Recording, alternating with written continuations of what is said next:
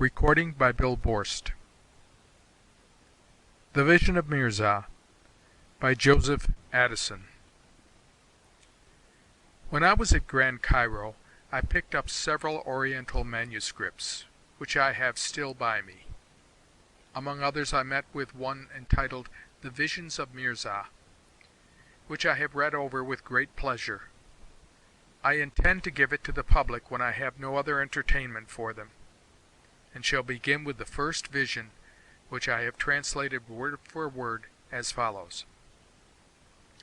On the 5th day of the moon, which according to the custom of my forefathers I always keep holy, after having washed myself and offered up my morning devotions, I ascended the high hills of Baghdad, in order to pass the rest of the day in meditation and prayer. As I was here airing myself on the tops of the mountains, I fell into a profound contemplation on the vanity of human life, and passing from one thought to another, surely, said I, man is but a shadow and life a dream. Whilst I was thus musing, I cast my eyes towards the summit of a rock that was not far from me, where I discovered one in the habit of a shepherd, with a little musical instrument in his hand. As I looked upon him, he applied it to his lips and began to play upon it. The sound of it was exceeding sweet, and wrought into a variety of tunes that were inexpressibly melodious, and altogether different from anything I had ever heard. They put me in mind of those heavenly airs that are played to the departed souls of good men upon their first arrival in paradise, to wear out the impressions of their last agonies, and qualify them for the pleasures of that happy place. My heart melted away in secret raptures. I had been often told that the rock before me was the haunt of a genius, and that several had been entertained with music who had passed by it, but never heard that the musician had before made himself visible.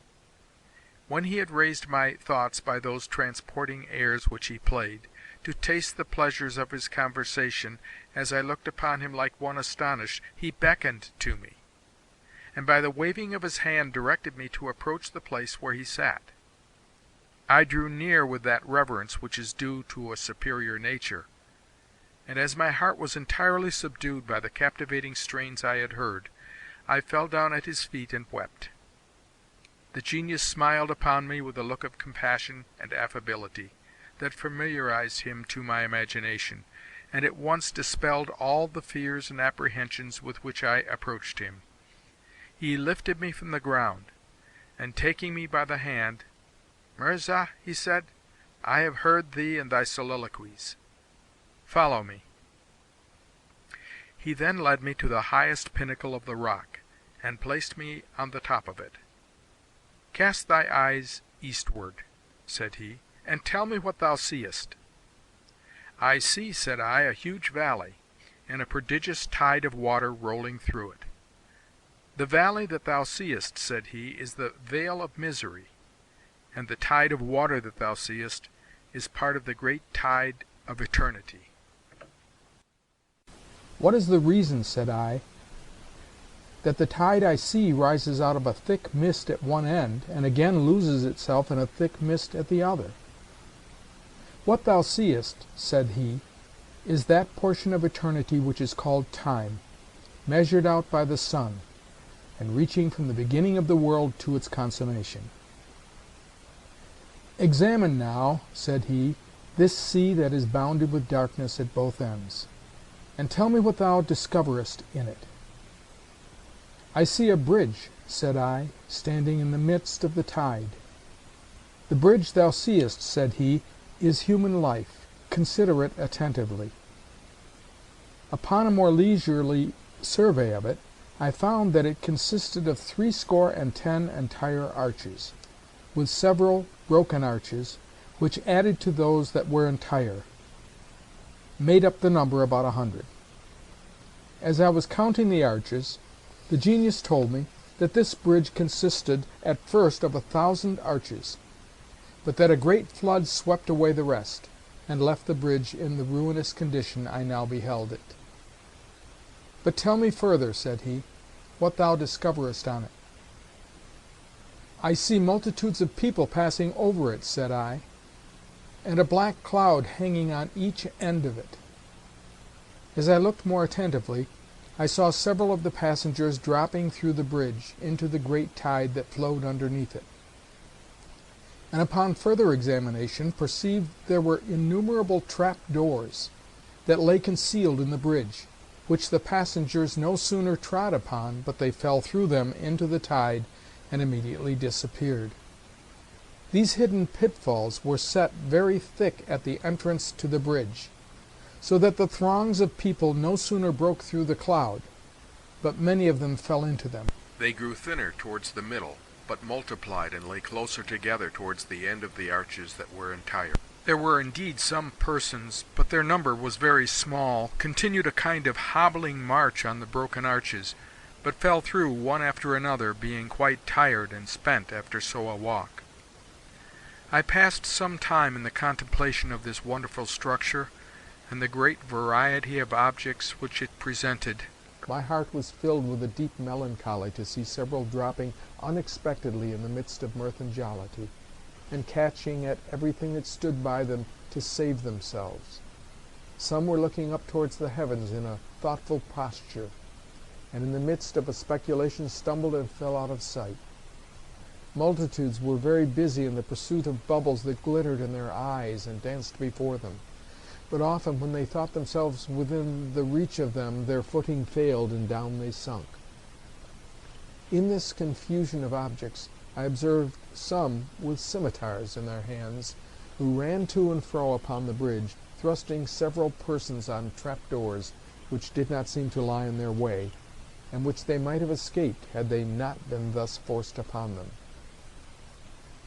The genius, seeing me indulge myself in this melancholy prospect, told me I had dwelt long enough upon it. "Take thine eyes off the bridge," said he, "and tell me if thou yet seest anything thou dost not comprehend." Upon looking up, "What mean," said I, "those great flights of birds that are perpetually hovering about the bridge and settling upon it from time to time?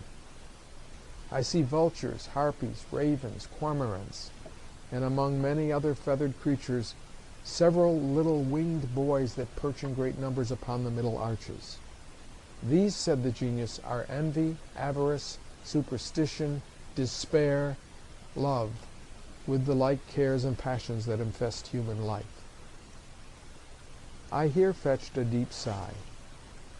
"Alas," said I, "man was made in vain. How is he given away to misery and mortality, tortured in life, and swallowed up in death?"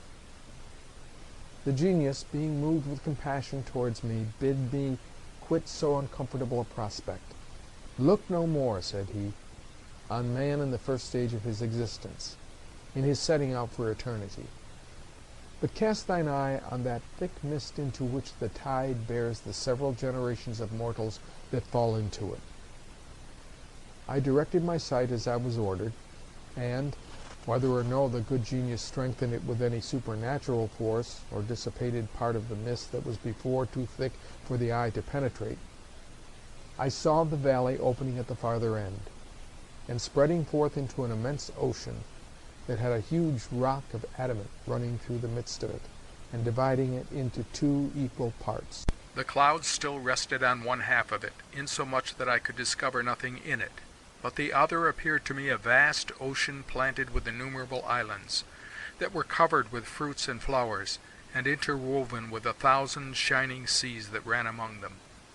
I could see persons dressed in glorious habits with garlands upon their heads, passing among the trees, lying down by the sides of fountains, or resting on beds of flowers, and could hear a confused harmony of singing birds, falling waters, human voices, and musical instruments. Gladness grew in me upon the discovery of so delightful a scene.